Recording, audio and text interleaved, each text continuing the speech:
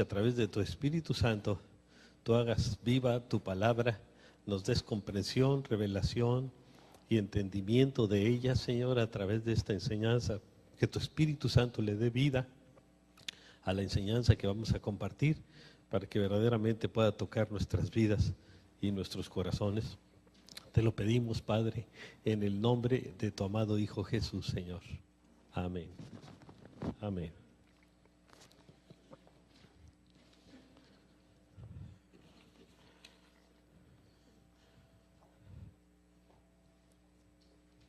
Bueno, mire, si queremos vivir vidas que sean útiles para Dios, yo creo que todos queremos vivir vidas útiles para Dios y que impacten positivamente a nuestros hijos y a nuestra generación, necesitamos decidirnos de corazón a vivir para cumplir el propósito de Dios en nuestra vida. Los propósitos de Dios, como lo hizo el rey David. Fíjense, él preparó su corazón y se decidió de corazón.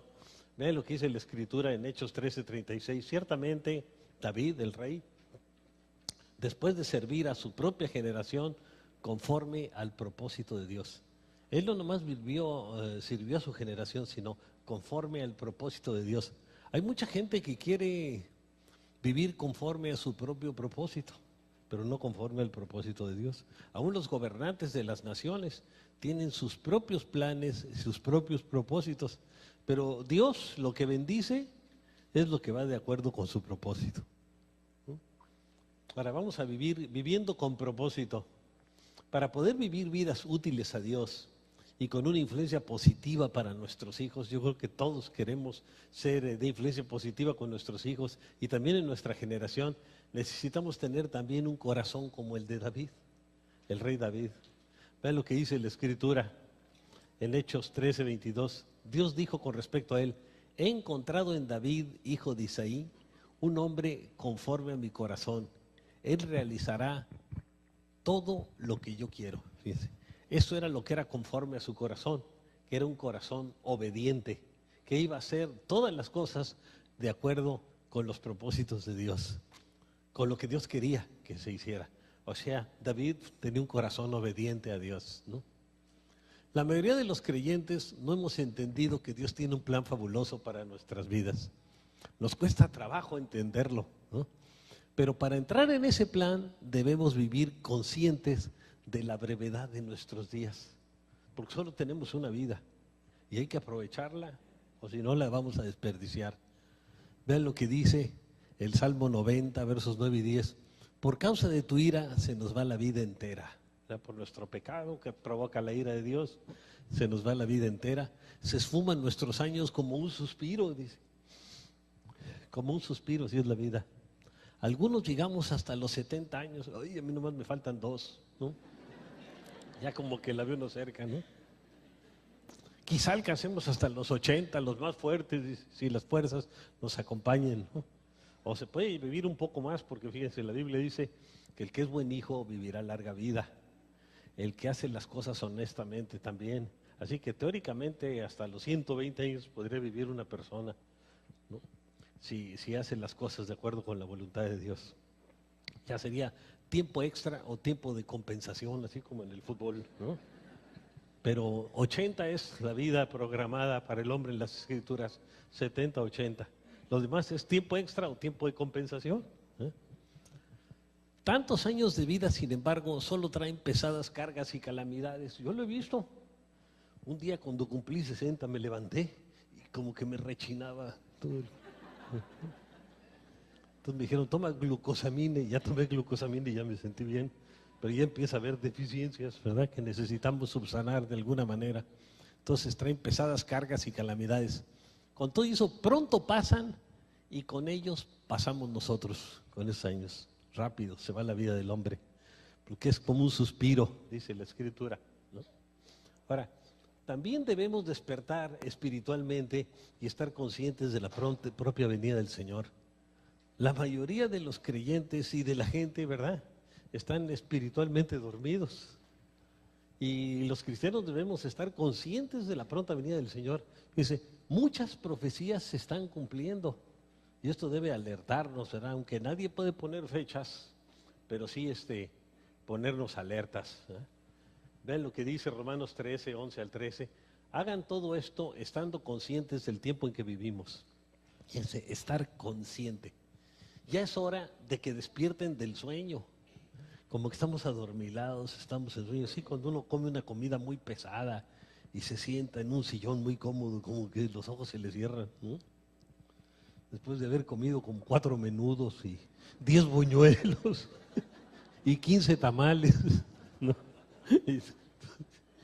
Entonces, ya es hora de que despierten del sueño, pues nuestra salvación está ahora más cerca que cuando inicialmente creímos. La noche está muy avanzada y ya se acerca el día. Por eso dejemos a un lado todas las obras de la oscuridad y pongámonos la armadura de la luz. O sea, estar listos así como un soldado romano que se ponía su armadura, también debemos de poner la armadura, pero de la luz. No se ponga la de las tinieblas. Ahora, si fallamos en hacerlo, la vida se nos escapará y nunca más la recuperaremos. Recuerda bien esto, la única manera de no desperdiciar nuestras vidas es viviendo para Cristo. Todo lo demás es desperdiciarla. Dios nos enseña que todos como rebaños estamos siendo guiados diariamente hacia la muerte. Miren, vean lo que dice el Salmo 49, 14. Como ovejas están destinados al sepulcro, hacia allá los conduce la muerte. Hacia el sepulcro a todos, ¿no? Como ovejas. Sus cuerpos se pudrirán en el sepulcro, lejos de sus mansiones suntuosas. Por más cosas que consiga aquí, finalmente todo se perderá, fíjese. He dicho muchas veces que la misma vida es entrar en un callejón sin salida que termina en la muerte, ¿no? Y el porcentaje de los que mueren es impresionante, el 100% de los que nacen. Así que imagínense, ¿no? Entonces, hay que estar preparados, ¿verdad? Hay que estar sirviendo a Dios, hay que estar haciendo lo que vale la pena para la eternidad. La Biblia dice que Dios tiene un plan y propósito para tu vida. Y esto nos gusta. Pero Satanás también tiene un plan y un propósito para tu vida. Y quiere destruirte. El ladrón ha venido para matar, robar y destruir. Pero Cristo dice, yo he venido para que tengan vida y la tengan en abundancia, ¿no? Satanás también tiene un plan y cada uno de nosotros escoge su destino eterno y selecciona o escoge el plan en el que quiere vivir, ya sea de vida eterna o de muerte. Ven lo que dice. Y cada uno de nosotros deberá escoger. Deuteronomio 30, 19 dice, está hablando el Señor. Por eso. Hoy pongo al cielo y a la tierra por testigos contra ti, de que te he dado a elegir entre la vida y la muerte, entre la bendición y la maldición. Elige pues, y dice, elige pues y elige la vida para que vivan tú y tus descendientes, tú y tus hijos. Y ahí incluye los hijos naturales y los hijos espirituales, ¿eh? Entonces, el plan del Señor es que escojamos, que tomemos una buena decisión, ¿eh? Desgraciadamente, la mayoría no busca el plan de Dios para sus vidas. Quieren sacar su propio plan. El hombre tiene una tendencia increíble desde que nace a hacer su propia voluntad, el ser humano. Todos quisiéramos que el Padre nuestro dijera que se haga mi voluntad aquí en la tierra como la tuya en el cielo, Señor. Pero no es así. Quieren hacer su voluntad o desean continuar disfrutando del placer momentáneo del pecado. Uno que anda con 2 mujeres, pues quiero seguir con las 2, ¿no? ¿Qué dice la Escritura? En el Salmo 10, verso 4, el malo por la altivez de su rostro no busca a Dios.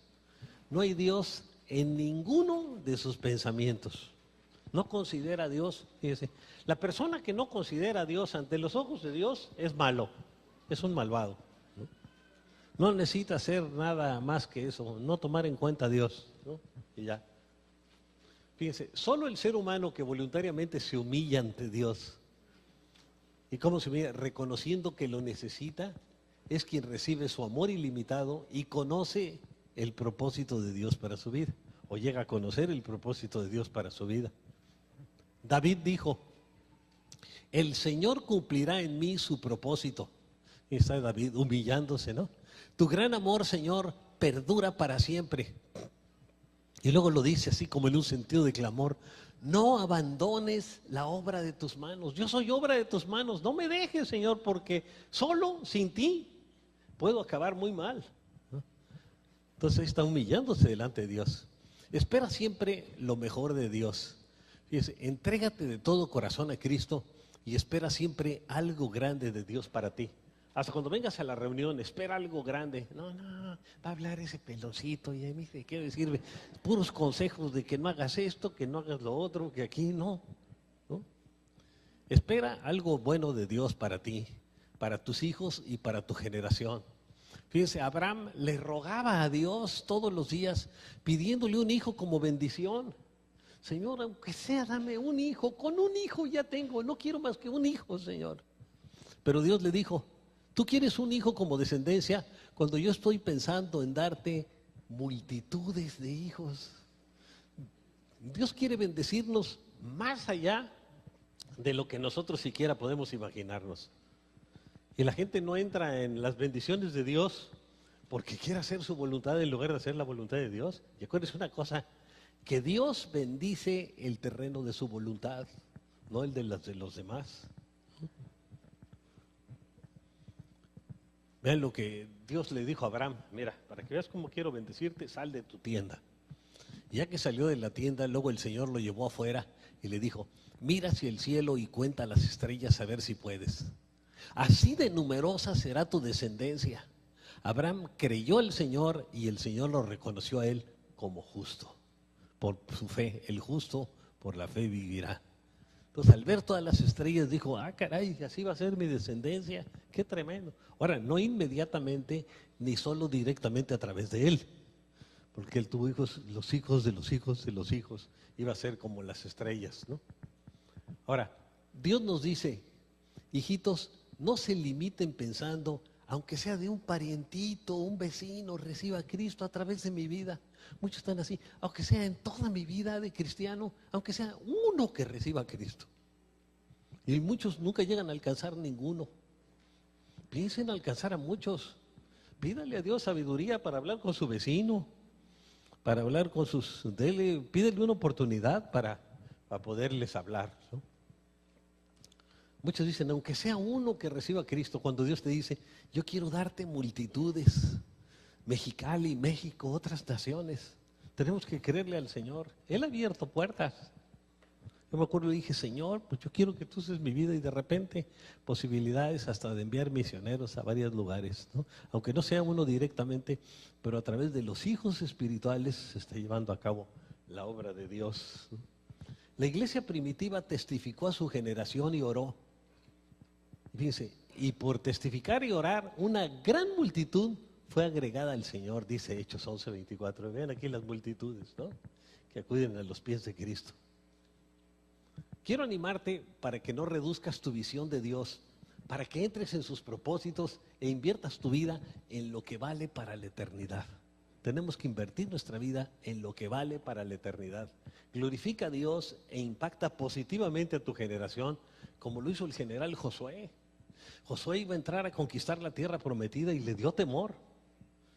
Y le dijo al Señor que quería ir una palabra del Señor, y el Señor le dio esta palabra. Dios le dijo: ya te lo he ordenado, ya he hablado contigo, sé fuerte y valiente.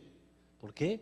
¿Y por qué le dijo sé fuerte y valiente? Porque iba a tener oportunidades de sentirse débil y temeroso. No tengas miedo, y le iba a dar miedo. Ni te desanimes, y se iba a desanimar, porque el Señor tu Dios te acompañará donde quiera que vayas. Lo que yo te prometo es que voy a estar contigo siempre, todo el camino, toda tu lucha. Tú no vas a estar solo. Ahora, para poder impactar positivamente a tu generación para Dios, deberás tener una palabra de Dios para la gente. Entonces tenemos que tener una palabra que salga de la boca de Dios. Y para ello necesitas orar, leer y meditar su palabra. Porque no podemos tener una palabra para la gente si no leemos la Biblia. Ahora fíjense que empieza el año, les vamos a dar se les están entregando unos calendarios para que puedan leer la Biblia completa en un año. Acuérdense que el que ya la leyó completa, ya entró a primero de kinder en lo espiritual. Si no, ni a primero de kinder ha entrado, si no la ha leído completa, ¿no? Vea lo que dice, se le dijo el Señor a Josué en Josué 1:8. Nunca se apartará de tu boca este libro de la ley, la palabra, sino que de día y de noche meditarás en él. Dice, de día y de noche, léela y medita en lo que leíste, para que guardes y hagas conforme a todo lo que en él está escrito. Porque entonces harás prosperar tu camino y todo te saldrá bien. Pero fíjese, hay que meditarla y hay que obedecerla. Guardes y hagas, ¿no? Guardes y hagas, ¿no? Ahora, muchos creyentes reciben una palabra del Señor y es una palabra que viene del Señor genuinamente y la creen, pero no se comprometen. O sea, no se llenan de la palabra de Dios, ni oran, ni testifican a otros, y entonces no pasa nada en su vida. Y desgraciadamente esto sucede en la mayoría de la gente. No entran en el plan de Dios para sus vidas, a pesar de que recibieron una palabra genuina de Dios, que Dios sí quería usar sus vidas, no entran. ¿Por qué? Porque hay condiciones. Cada promesa de la Biblia tiene condiciones que debemos cumplir. Todas las bendiciones de Dios tienen condiciones, como por ejemplo, 3 de Juan 1:2 dice, amado, yo deseo que tú seas prosperado en todas las cosas y que tengas salud. Ahí nos gusta, ¿verdad? Esa es la promesa. Pero la condición, así como prospera tu alma. O sea que si no crecemos espiritualmente, no tenemos derecho a la promesa. Y así es cada promesa de Dios. ¿Y cuántas se pierden por eso? Y para entrar en el propósito de Dios necesitamos comprometernos. Y le voy a contar la historia de los soldados mercenarios que iban a saltar de un avión, ¿no? Y nos va a inspirar mucho esa historia de los soldados mercenarios. Fíjense, hace varios años una de las principales potencias mundiales se puso al lado de uno de dos países que estaban en conflicto allá en el lejano oriente. Y algunos soldados mercenarios fueron enlistados para participar en ese conflicto. Y estos soldados eran conocidos por su agresividad, por su espíritu de decisión y una disposición a hacer cualquier cosa que se les pidiera. Ahora, la estrategia demandaba que estos soldados se lanzaran de un avión de transporte a las áreas de combate contra el enemigo. Y el oficial a cargo de ellos les transmitió esta orden, esperando que los soldados la aceptaran, ¿no?, sin ningún reparo. Dado que nunca se les había entrenado como paracaidistas, tenían el derecho a rehusar la orden. E inesperadamente así lo hicieron. Al día siguiente, uno de los mercenarios buscó al oficial que les había girado la orden y le informó que los soldados habían cambiado de parecer, que se lanzarían del avión, pero con 3 condiciones. Los mercenarios. Número 1, solo sobre zonas pantanosas o tierra suave sin rocas. Número 2, querían que el avión volara tan lentamente como fuera posible. Y el oficial a cargo de la operación aceptó las primeras 2 condiciones. Pero cuando se le puso la tercera condición, dice, no la puedo aceptar. No aceptó la tercera condición. Ellos querían que el avión volara lo más bajo posible, a no más de 20 metros de altura. Y el oficial le explicó que eso era imposible, porque no tendrían tiempo suficiente para que los paracaídas se abrieran. Y solo entonces es que el oficial mercenario se dio cuenta de que sus soldados utilizarían paracaídas, así que retiró las condiciones diciendo que con paracaídas se lanzarían desde 10,000 metros de altura. No habían entendido qué iba a hacer con paracaídas, pero fíjense, estaban decididos a lanzarse de un avión, ¿no?, pero a 20 metros de altura. Imagínense la velocidad que tiene un avión. Yo cuando aterriza el avión, más o menos aterriza entre 250 y 300 kilómetros por hora. Imagínense. Ahora, Dios nos ha llamado a ese tipo de entrega, la disposición de hacer lo que Él nos pida que hagamos. Nuestro compromiso debería ser tal que estemos dispuestos a ir donde quiera que el Señor nos pida y hagamos lo que Él nos ordene, y lo hagamos de todo corazón, con la mejor disposición posible. Fíjese, para poder impactar positivamente a nuestra generación para Dios, deberás tener una palabra de Dios para la gente. Necesitamos tener una palabra que Dios nos la haya dado a nosotros para compartirle a la gente. una palabra viva del Señor para la gente. Y para ello, pues necesitamos orar, leer y meditar su palabra, así como Josué.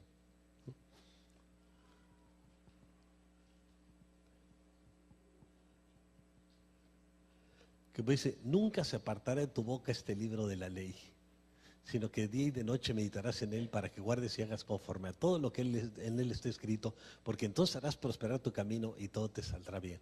Ahora, muchos creyentes reciben palabras del Señor, pero no se comprometen.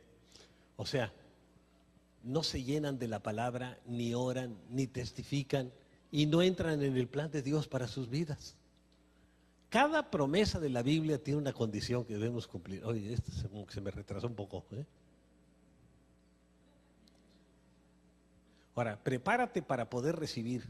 Ahora, si realmente crees que Dios te dará muchos hijos espirituales, debes capacitarte para poder atenderlos. Así como una mamá, una mujer que espera ser mamá, pues compra biberones, compra pañales, compra la cunita, ¿no? Compra ropita para el bebé, se va preparando, ¿no? Y no nada más así a ver a qué sale, ¿no? Sino se prepara. Y así también nosotros debemos de prepararnos para atender hijos espirituales. Si esperamos tener muchos hijos espirituales, si no, Dios no te va a dar ninguno. Él espera que tengas hijos espirituales que tú los puedas atender. Ahora, ¿cómo? Asiste al curso de purificación y a los encuentros. Ahora este mes van a empezar cursos de purificación y encuentros. El curso de purificación es para que nosotros nos demos cuenta de muchas cosas que hay en nuestra vida que nos impiden desarrollarnos y crecer sanos. Entonces, con el curso de purificación vamos a sanarnos de muchas malas actitudes y problemas que hay en nuestras vidas, y los encuentros también nos van a ayudar para eso. Entonces, ese es el propósito del curso de purificación, de cosas. No se preocupe, no le van a sacar sus trapitos al sol delante de los demás. Nomás van a exponer el tema y usted se va a dar cuenta de qué trapitos tiene y usted se los expone al Señor, ¿no? Número 2, inscríbete en la escuela de líderes siervos. Prepárate, porque si no, pues ¿qué le vas a enseñar a la gente? Tienes que estar preparado, tienes que tener algo para enseñarle a la gente que tú vas a ser líder de ellos, ¿verdad? Número 3, discipúlate para madurar y aprende a discipular a otros. La mejor manera de madurar es cuando estamos siendo discipulados por un creyente más maduro que nosotros, ¿no? Y tenemos que aprender y ahí aprendemos a discipular a otros a través de la práctica. Y número 4, prepárate para dirigir una célula, un grupo en casa. Comienza apoyando otro grupo en casa. Y ahí vamos a estar listos, porque una manera de crecer es apoyando en un grupo en casa. Jesucristo adoptó la visión de Dios para salvar al mundo y formar su iglesia. Esta visión la convirtió, fíjese, en una misión, formando un equipo de 12 discípulos a quienes le dio la gran comisión. Y la gran comisión consiste en 2 cosas. Uno, evangelizar. Les dijo, vayan por todo el mundo y anuncien las buenas nuevas a toda criatura. Acuérdense que los periódicos traen muchas malas noticias, pero la Biblia trae las buenas nuevas de Dios para el mundo, de que en Cristo tenemos salvación. Y el otro es discipular. Dice en Mateo 28, 19 y 20, por tanto, vayan, dice Jesús, y hagan discípulos de todas las naciones, bautizándolos en el nombre del Padre y del Hijo y del Espíritu Santo, enseñándoles a obedecer algunas cosas que les he mandado a ustedes. Todas las cosas, ¿verdad? Que a veces enseñamos que obedezcan algunas, pero no todas. Y les aseguro que estaré con ustedes siempre hasta el fin del mundo. Dios nos promete su presencia con nosotros siempre, hasta el fin del mundo. Ahora, y en solo una generación, fíjense, estos discípulos trastornaron todo el mundo conocido. Los enemigos del evangelio dijeron de los primeros cristianos, estos que trastornan el mundo entero también han venido para acá. Trastornaban el mundo con el mensaje de Jesús. Y la gente cambiaba y se transformaban las vidas de mucha gente. Y su éxito provino de su comunión con Dios a través de la oración, la alabanza, la adoración, el evangelismo y sus vidas rectas. ¿Qué dicen Hechos 2, 47, 46 y 47? Y perseverando unánimes cada día en el templo. Estaban unidos, perseveraban, partiendo el pan en las casas. Comían juntos con alegría y sencillez de corazón, alabando a Dios y teniendo el favor con todo el pueblo. Y el Señor añadía cada día a la iglesia a los que habían de ser salvos. Al conocerlos, la demás gente decía, pues yo quiero tener lo que ellos tienen. Entonces se acercaban al Señor. Ahora, Dios le ha dado a esta congregación la visión de alcanzar nuestra ciudad para Cristo en casas células, llamados, nosotros le llamamos grupos de vida. Cuando la visión se pone en acción, se convierte en una misión, ¿no? Así que necesitamos cada quien tener una misión. Como la película esa, ¿se acuerdan de Misión Imposible? Esta es posible, pero con la ayuda de Dios. La visión, fíjense, que tenemos aquí en Amistad Familiar es alcanzar nuestra ciudad para Cristo con discípulos formados en casas células. Esa es la visión. Alcanzar a Mexicali para Cristo con discípulos formados en casas células. Y la misión, desarrollar discípulos que vivan en santidad y sean capaces de evangelizar, discipular y entrenar en casas células. ¿Qué dice el fundamento bíblico en 2 de Timoteo 2:2? Lo que has oído de mí ante muchos testigos, está hablando el apóstol Pablo con su discípulo Timoteo, esto encarga a hombres fieles. Y la primera generación es Pablo.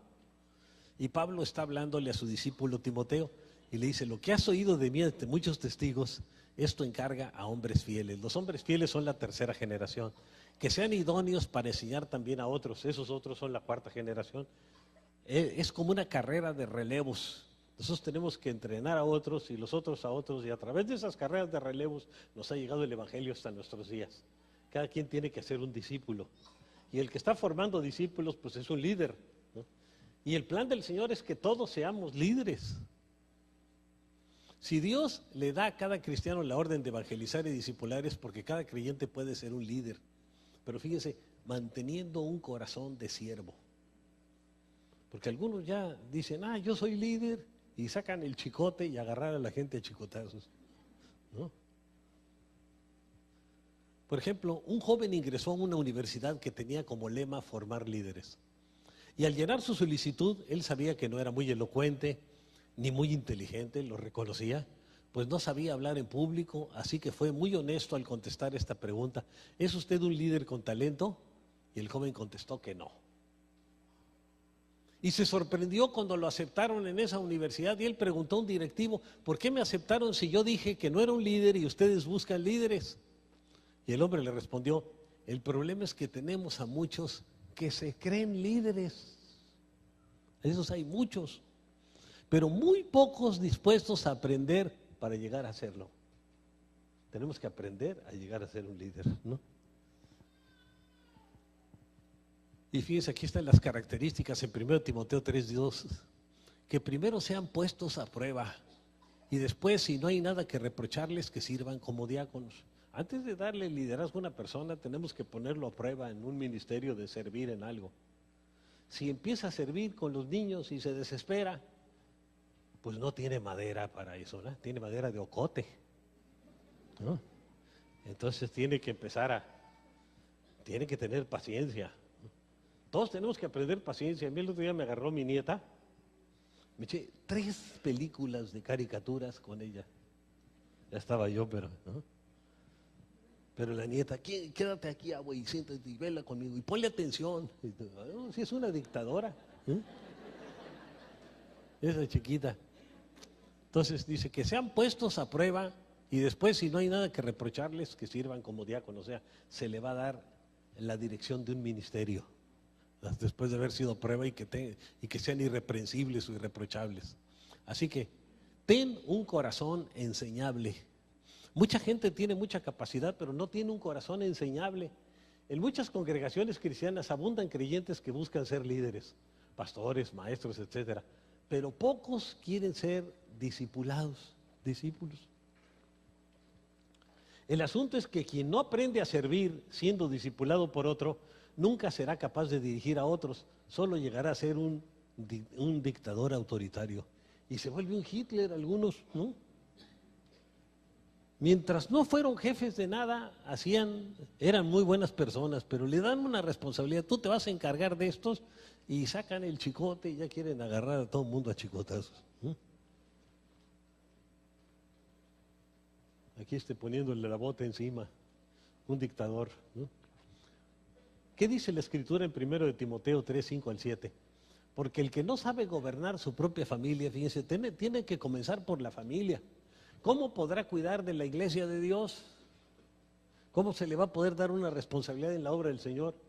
No debe ser un recién convertido, fíjense. No sea que se vuelva presuntuoso. Ya me pusieron de líder, es que soy un liderazo tremendo, ¿no? De estos, que hay uno cada 100 años o 1000. Y caiga en la misma condenación en que cayó el diablo, que se cree mucho. Se requiere además que hablen bien de él los que no pertenecen a la iglesia, para que no caigan en descrédito y en la trampa del diablo. La mejor manera de saber que alguien es un buen cristiano, pregúntele a sus vecinos que no son cristianos qué opinan de él. ¿Es una buena persona? No, hombre, si nos echan la basura enfrente de la casa. ¿Y a poco es cristiano? No, no. Queda hasta mal, mejor ni lo diga, ¿no? Tiene que hacer algo para que los no cristianos vean una diferencia entre usted y él. Josué, fíjense, fue discipulado por Moisés. Eliseo por Elías. Timoteo por Pablo, etcétera, etcétera. Es importante el discipulado para preparar a otros. En mis años como pastor he visto a muchos servidores ambiciosos que por no hacer las cosas en orden y no saber esperar el tiempo de Dios han causado divisiones, conflictos y confusión en muchos creyentes. Por ejemplo, alguno que le dijeron, mira, tú vas a ser pastor. Y entonces pasa un año y todavía no es pastor. Él no se imagina cómo va a ser pastor, cree que de repente el pastor le va a decir, tú vas a ser ya pastor, ¿no? Y no, este es un proceso que puede durar años, ¿no? O puede durar poco tiempo. El Señor es el que sabe el tiempo, ¿no? Y entonces, como esa persona le dijeron que ser pastor, entonces se junta un grupo de seguidores, se salen de la congregación causando problemas y todo, y forman otra congregación aparte. Eso es lo que normalmente sucede con líderes neófitos, líderes que no están haciendo las cosas a la manera de Dios, que están haciendo las cosas a su manera y están causando divisiones, conflictos y confusión en muchos creyentes, porque muchos otros creyentes dicen, bueno, ¿qué es lo que pasó aquí? ¿Por qué se separaron? ¿O qué el pastor? Pues ¿cómo será el pastor? ¿O cómo será la situación que hay aquí? ¿No? Entonces causa confusión. En 1 Timoteo 3, 3 y 4 dice, de un líder se dice, no debe ser borracho ni pendenciero. No sé, que no se pelee por todos lados, ni amigo del dinero, ¿no? O sea, que quiera ver qué le saque. Algunos quieren tener su célula, pero para hacer rifas y eso, no. Está prohibido eso aquí en las, ¿no? No es para hacer dinero en la célula, ¿no? Lo único de dinero que puede hacer es juntarle una ofrenda a uno que haya perdido el trabajo. Y que sí quiera trabajar, pero que no tenga trabajo en el momento, porque hay unos que no quieren trabajar. A ese la Biblia dice, el que no trabaje, que no coma. Y ya, así se arregla el asunto. El que no quiere trabajar nomás, no le dé de comer y verá cómo se pone a trabajar. Sino amable y apacible. Debe gobernar bien su casa, fíjese otra vez, y hacer que sus hijos le obedezcan con el debido respeto.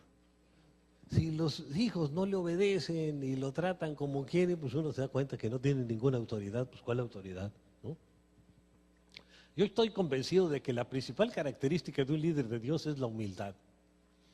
Y esta se manifiesta, entre otras cosas, en estar dispuesto a ser discipulado, a servir en la visión que Dios le dio a su autoridad espiritual. Aunque él tenga una visión propia y sabe que Dios lo está llamando a hacer algo, debe esperar el tiempo de Dios. Fíjese, por ejemplo, Manuel Carrillo, cuando yo le dije, oye, ¿quieres empezar una congregación? Porque aquí ya se nos habían llenado la segunda y la tercera reunión. ¿Quieres tú abrir una congregación? Y me dice, uy, eso es lo que queríamos mi esposa y yo, pero estábamos esperando que tú nos lo dijeras. Y ya la abrieron con las gentes que ellos estaban discipulando. Y así pasó con varias de las congregaciones que hemos abierto. El Señor, si es del Señor, el Señor le va a abrir una puerta. Y aprenda a esperar el tiempo de Dios. Cuando uno no espera el tiempo de Dios, va a causar muchos problemas. Acuérdense, allí en la antigüedad con los profetas, hubo un profeta que el Señor le dijo, a Hazael, que era segundo del rey de Siria, fue a preguntarle al profeta Eliseo que si iba a sanar el rey de Siria. Y él le dijo, pues mira, no va a sanar. Y entonces él regresó y le dice, pues sí, te vas a poner bien.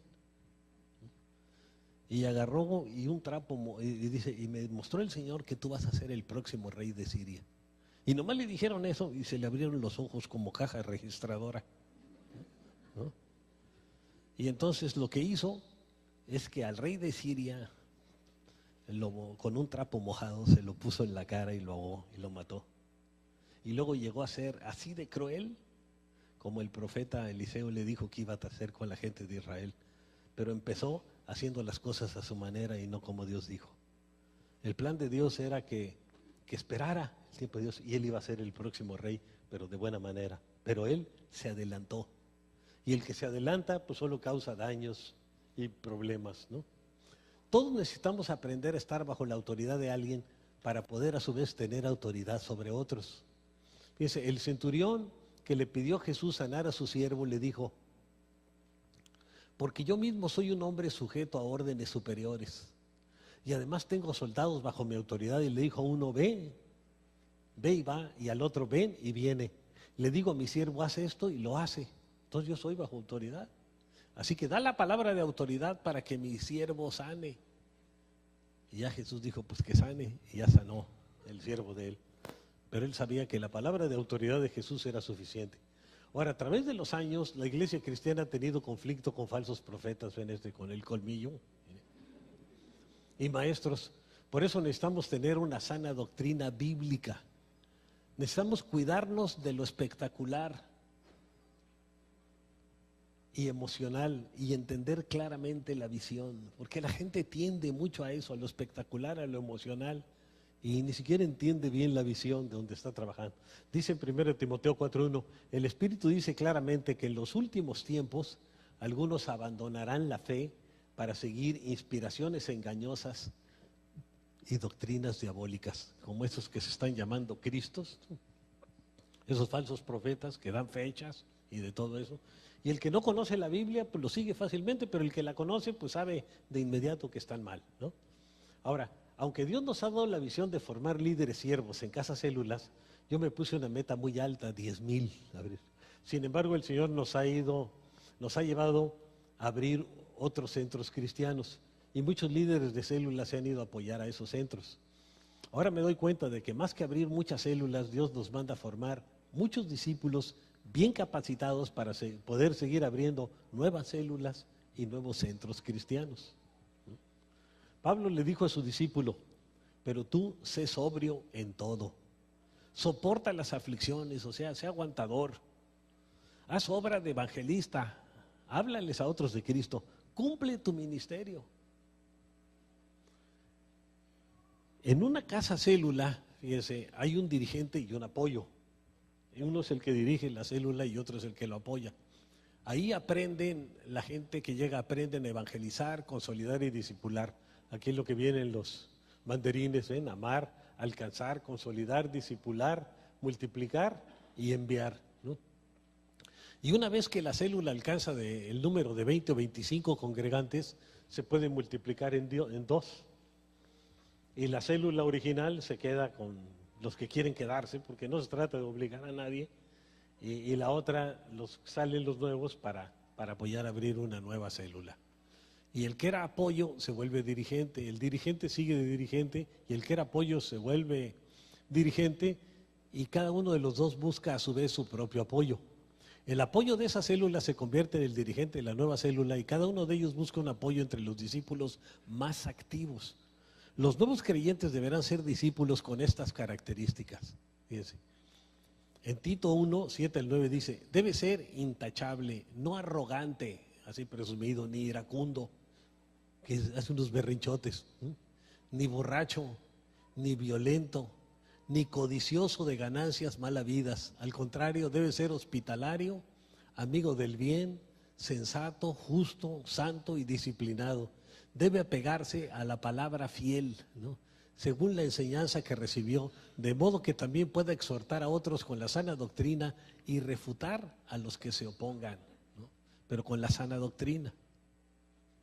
No lo va a refutar peleándose con la persona, sino decirle, mira, la Biblia dice esto. Todo discípulo debe estar enamorado de Jesucristo y amar a su prójimo. ¿Cuál es el principal mandamiento? Ahí en Marcos 12, 30 y 31. Ama al Señor tu Dios con todo tu corazón, con toda tu alma, con toda tu mente y con todas tus fuerzas. Es el primer mandamiento. El segundo es, ama a tu prójimo como a ti mismo. No hay otro mandamiento más importante que estos. Ahí vienen resumidos los 10 mandamientos. El fallar en nuestro amor a Dios o fallar en el amor al prójimo, fíjese, se cumplen los 10 mandamientos. Porque es pecar contra uno, o contra Dios o contra el prójimo, o contra los dos. En conclusión, Dios quiere que vivas una vida con propósito eterno, ¿no? Con un sentido de eternidad, sirviéndole a Él, sirviendo a tu familia y a tu generación de corazón. Con toda honestidad, dile a Dios, fíjense, les voy a pedir que repitan esta oración, dígale: Señor, aquí estoy. Yo sé que tú me has traído a este lugar con un propósito. Ahora entiendo que tu voluntad es que aprenda a ser un líder siervo que alcance a otros para Cristo, que sea discipulado y que aprenda a discipular a otros. Ayúdame a asumir el compromiso de servirte en un ministerio de la congregación y de participar activamente en una célula en casa, en un grupo de vida. Si se lo pedimos, Él nos va a ayudar y a capacitar. Vamos a hacer una oración. Padre, queremos venir delante de tu presencia en este momento. Ayúdanos a vivir, Señor, con el propósito de servirte a ti y servir a nuestra generación, así como lo hizo el rey David.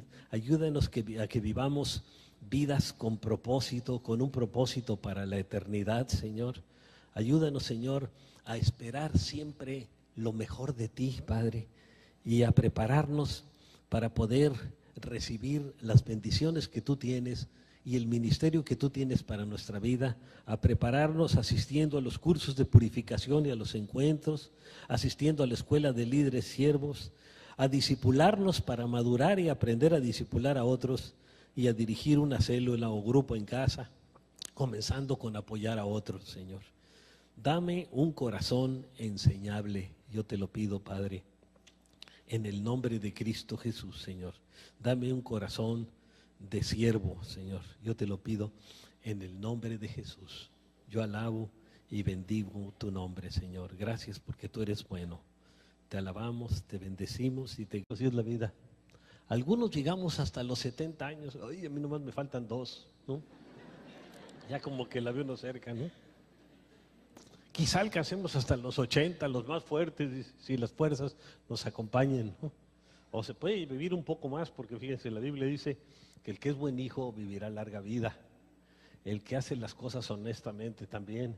Así que teóricamente hasta los 120 años podría vivir una persona, ¿no? Si hace las cosas de acuerdo con la voluntad de Dios. Ya sería tiempo extra o tiempo de compensación, así como en el fútbol, ¿no? Pero 80 es la vida programada para el hombre en las Escrituras, 70, 80. Lo demás es tiempo extra o tiempo de compensación, ¿eh? Tantos años de vida, sin embargo, solo traen pesadas cargas y calamidades. Yo lo he visto. Un día cuando cumplí 60 me levanté y como que me rechinaba todo. Entonces me dijeron, toma glucosamina a través de tu Espíritu Santo, tú hagas viva tu palabra, nos des comprensión, revelación y entendimiento de ella, Señor, a través de esta enseñanza, que tu Espíritu Santo le dé vida a la enseñanza que vamos a compartir, para que verdaderamente pueda tocar nuestras vidas y nuestros corazones. Te lo pedimos, Padre, en el nombre de tu amado Hijo Jesús, Señor. Amén. Amén.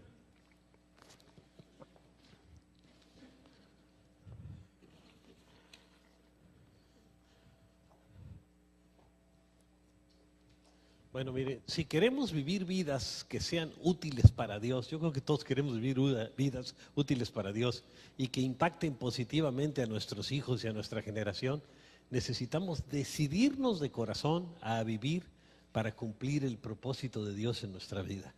los propósitos de Dios, como lo hizo el rey David. Fíjense, él preparó su corazón y se decidió de corazón. Vean lo que dice la Escritura en Hechos 13:36. Ciertamente David, el rey, después de servir a su propia generación conforme al propósito de Dios. Él no nomás sirvió a su generación, sino conforme al propósito de Dios. Hay mucha gente que quiere vivir conforme a su propio propósito, pero no conforme al propósito de Dios. Aún los gobernantes de las naciones tienen sus propios planes, sus propios propósitos, pero Dios lo que bendice es lo que va de acuerdo con su propósito. Ahora vamos a vivir viviendo con propósito. Para poder vivir vidas útiles a Dios y con una influencia positiva para nuestros hijos, yo creo que todos queremos ser de influencia positiva con nuestros hijos y también en nuestra generación, necesitamos tener también un corazón como el de David, el rey David. Vean lo que dice la Escritura en Hechos 13:22. Dios dijo con respecto a él: he encontrado en David, hijo de Isaí, un hombre conforme a mi corazón. Él realizará todo lo que yo quiero. Fíjense, eso era lo que era conforme a su corazón, que era un corazón obediente, que iba a hacer todas las cosas de acuerdo con los propósitos de Dios, con lo que Dios quería que se hiciera. O sea, David tenía un corazón obediente a Dios, ¿no? La mayoría de los creyentes no hemos entendido que Dios tiene un plan fabuloso para nuestras vidas. Nos cuesta trabajo entenderlo, ¿no? Pero para entrar en ese plan debemos vivir conscientes de la brevedad de nuestros días, porque solo tenemos una vida y hay que aprovecharla, o si no la vamos a desperdiciar. Vean lo que dice el Salmo 90, versos 9 y 10. Por causa de tu ira se nos va la vida entera. O sea, por nuestro pecado que provoca la ira de Dios, se nos va la vida entera. Se esfuman nuestros años como un suspiro, dice. Como un suspiro. Ya tomé glucosamina y ya me sentí bien, pero ya empieza a haber deficiencias, ¿verdad?, que necesitamos subsanar de alguna manera. Entonces traen pesadas cargas y calamidades. Con todo eso pronto pasan y con ellos pasamos nosotros, con esos años. Rápido se va la vida del hombre, porque es como un suspiro, dice la Escritura, ¿no? Ahora, también debemos despertar espiritualmente y estar conscientes de la propia venida del Señor. La mayoría de los creyentes y de la gente, ¿verdad?, están espiritualmente dormidos. Y los cristianos debemos estar conscientes de la pronta venida del Señor. Dice, muchas profecías se están cumpliendo. Y esto debe alertarnos, ¿verdad? Aunque nadie puede poner fechas, pero sí ponernos alertas, ¿eh? Vean lo que dice Romanos 13, 11 al 13. Hagan todo esto estando conscientes del tiempo en que vivimos. Fíjense, estar consciente. Ya es hora de que despierten.